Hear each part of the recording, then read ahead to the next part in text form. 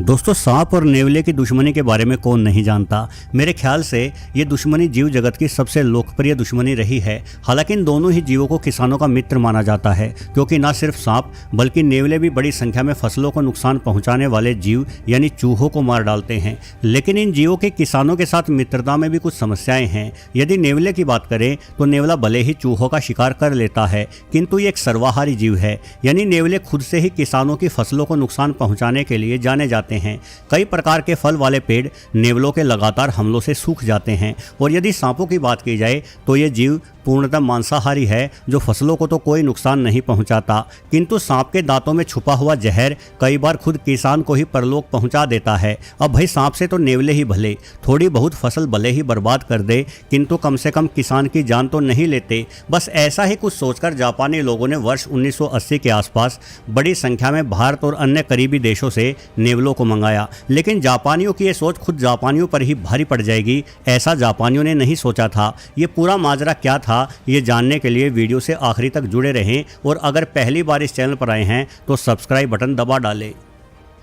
दोस्तों, जापान के कई इलाकों में किसानों के लिए आज से करीबन 40 साल पहले तक यानी वर्ष 1980 तक हाबू नामक नस्ल का ये सांप बहुत ही बड़ी समस्या हुआ करता था। इस सांप ने जापान के एक द्वीप जिसका नाम अमामी ओशिमा था पर तो किसानों का जीना ही दूभर कर रखा था।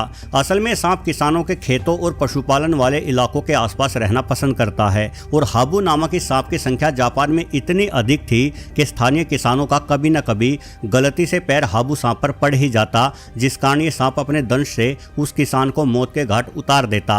अब ध्यान देने वाली बात यह है कि उस समय तक सांपों के जहर की कोई विषरोधी दवा जापान के पास नहीं होती थी, क्योंकि इस तरह की दवाएं बनाने जितनी तरक्की उस जमाने तक हमारे विज्ञान द्वारा नहीं की गई थी। और यदि थोड़ी बहुत विषरोधी दवाएं बनने भी लगी थी तो ऐसी दवाओं को लंबे समय तक सुरक्षित रखने के लिए रेफ्रिजरेटर के साथ साथ बिजली की भी आवश्यकता पड़ती है। और वर्ष 1980 तक जापान के दूर दराज में बसे गाँवों में ऐसी विशेष सुविधाएं उपलब्ध नहीं थी।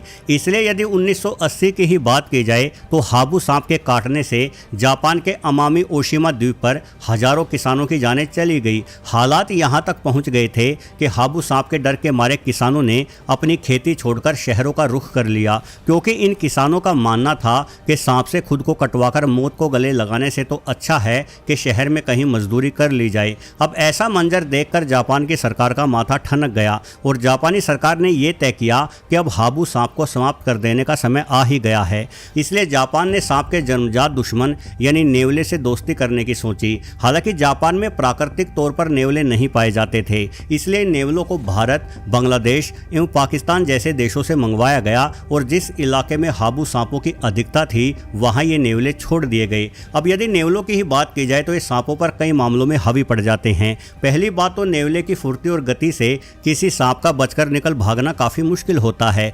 दूसरी बात, नेवले कोबरा सांप में पाए जाने वाले न्यूरोटॉक्सिक जहर के विरुद्ध प्रतिरक्षित भी होते हैं, यानी इनमें इस तरह के विषरोधी रिसेप्टर पाए जाते हैं जो कोबरा के जहर को पूरी तरह से बेअसर कर देते हैं। और जापान के हाबू सांप कोबरा के नजदीकी रिश्तेदार माने जाते हैं, मतलब इन सांपों में भी न्यूरोटॉक्सिक जहर ही होता है। इसका मतलब यदि हाबू सांप नेवले को काट भी लेता है तो भी नेवले को कोई फर्क नहीं पड़ने वाला, बल्कि खुद के काटे जाने के बावजूद भी नेवला हाबू सांप को कुचले बिना नहीं छोड़ेगा। वहीं नेवले का तीसरा महत्वपूर्ण गुण ये भी होता है कि यह न सिर्फ सांप को अपना भोजन बनाने के लिए उन पर जानलेवा हमला करता है, बल्कि इन्हें सांपों को मारना पसंद भी है। मतलब यदि किसी नेवले का पेट भरा हुआ भी है तो भी उसे कोई सांप दिखाई दे जाए तो वो नेवला सांप को जाने नहीं देगा, बल्कि वो मजे मजे में ही सांप को मार डालेगा। यानी जापानियों को अपने दुश्मन हाबू सांप से पीछा छुड़ाने के लिए नेवले से बढ़िया कोई शिकारी नहीं मिलने वाला था। इसलिए जापानियों को नेवलों से बहुत अधिक उम्मीदें थी।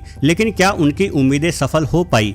देखा जाए तो ऐसा कुछ हद तक जरूर हुआ, लेकिन पूरी तरह से नहीं, क्योंकि यहाँ सबसे बड़ी समस्या ये थी कि हाबू एक निशाचर सांप है। मतलब ये सांप रात के समय अपने बिलों से बाहर आते हैं और नेवले रात्रि हो जाने पर शिकार नहीं करते। हाबू सांपों द्वारा अधिकतर उन्हीं किसानों पर हमला किया जाता था जिन किसानों को किन्हीं वजहों से रात के समय अपने खेतों में जाना पड़ता था, या फिर ये सांप सोते समय भी कई बार किसानों के बिस्तर में घुस जाते थे और किसान के जरा सा हिलने पर उन्हें डस लिया करते थे। अब ऐसी परिस्थितियों में नेवलों का सामना हाबू सांप से बहुत बहुत कम हो पाता था। हालांकि कई बार भूखे होने पर या बारिश होने पर ये सांप दिन के समय भी अपने बिलों से बाहर निकल आते हैं और ऐसे सांप नेवले से बच नहीं पाते होंगे।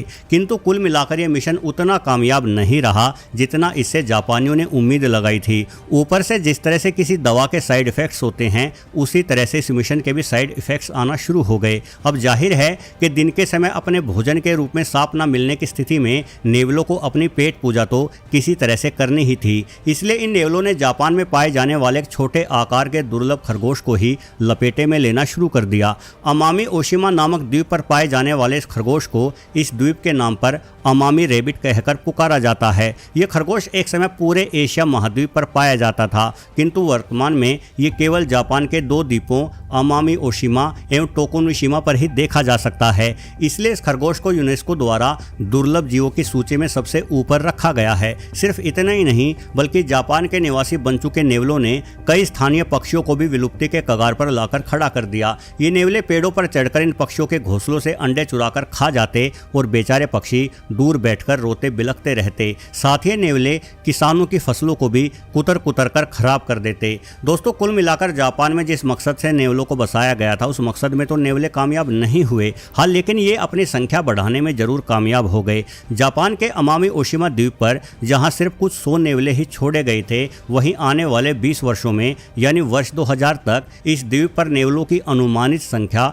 50,000 तक पहुंच गई और ये नेवले जापान के मूल जीवों को बड़ा ही नुकसान पहुंचा रहे थे। और जब ऐसा लगने लगा कि बाहर से बसाए गए ये नेवले जापान के मूल जीवों को समाप्त ही कर डालेंगे, तो मजबूरन जापानियों ने नेवलों को पकड़ने का एक विशेष अभियान शुरू किया। हालांकि यह कार्य काफ़ी मुश्किल होने वाला था। जाहिर है, नेवले जैसे छोटे और तेज तर्रार जीव को पकड़ना कोई आसान काम नहीं हो सकता। तभी तो इसके लिए जापानी सरकार ने उन इलाकों में कैमरे लगाए जहां सबसे अधिक नेवले निवास कर रहे थे।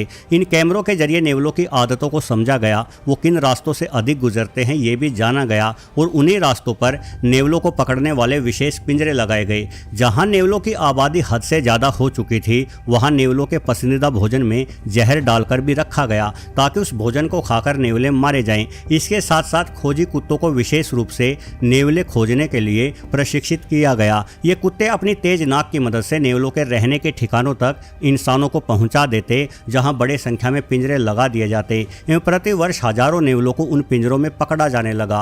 और वर्ष 2018 आते आते एक बार फिर से जापान के अमामी ओशिमा द्वीप पर कोई नेवला बाकी नहीं रहा। अब देखा जाए तो इस पूरे घटनाक्रम से कुछ बातें साफ हो जाती है। पहली बात, इंसान कितना भी बुद्धिमान क्यों न हो, लेकिन प्रकृति के मामलों में दखलंदाजी करने जितनी बुद्धिमत्ता हमारे भीतर अभी नहीं आई है और शायद कभी आएगी भी नहीं। इसलिए प्रकृति जिस हिसाब से अपने निर्णय ले रही है, हमें उन निर्णयों को सही मानकर शांति से उनका स्वागत करना चाहिए, ना कि अपनी होशियारी दिखाते हुए प्रकृति के काम में दखल अंदाजी करनी चाहिए। कोई नया शिकारी यदि अचानक से शिकार होने वाले जीवों के सामने प्रकट हो जाता है, तो जीव जगत की संपूर्ण आहार श्रृंखला ही बर्बाद हो सकती है, क्योंकि उस नए शिकारी से बचने के तरीकों को समझने के लिए स्थानीय जीवों की कई पीढ़ियां बीत जाती है और तब तक उस स्थानीय जीव की सारी नस्ल ही समाप्ति के कगार पर आ खड़ी होती है। एक और महत्वपूर्ण बात यह है कि यदि हमें किसी जीव से खतरा है, जैसे कि जापान में हाबू सांप लगातार किसानों की जान ले रहे थे, तो बजाय उस खतरनाक जीव को समाप्त करने के तरीके सोचने के हमें अपने बचाव पर ध्यान देना चाहिए। मसलन हमें इस तरह की दवाइयाँ या वैक्सीन बनाने की दिशा में अपने अनुसंधान करने चाहिए जिन दवाइयों के दम पर हमें उस खतरनाक जीव से कोई खतरा ना रहे। और ऐसा ही हुआ भी। वर्ष 2000 आते आते जापान में हाबू सांपों के जहर की विषरोधी दवाओं का उत्पादन बड़े पैमाने पर किया गया। इन दवाओं को हर कोने तक पहुंचाया गया और वर्तमान में इन विषरोधी दवाओं के ही कारण हाबू सांप के काटे जाने के मामलों में जान जाने के मामले ना के बराबर ही होते हैं। यहाँ तक कि पिछले 15 सालों के दौरान जापान में हाबू सांप के डसे जाने के हजारों मामलों में मात्र 2 किसानों की ही जानें गई हैं। मतलब खतरे से खुद का बचाव करना अधिक समझदारी भरा कदम है और खतरे की समाप्ति की इच्छा रखना केवल मूर्खता भरी चाहत। बहरहाल वीडियो में दी गई जानकारी के बारे में आपके क्या विचार है, ये कमेंट करके अवश्य बताएं। और यदि इस चैनल पर आगे आने वाले वीडियोस भी आप देखते रहना चाहते हैं तो सब्सक्राइब बटन भी जरूर दबा दें। अंत तक वीडियो देखने के लिए आपका बहुत बहुत धन्यवाद।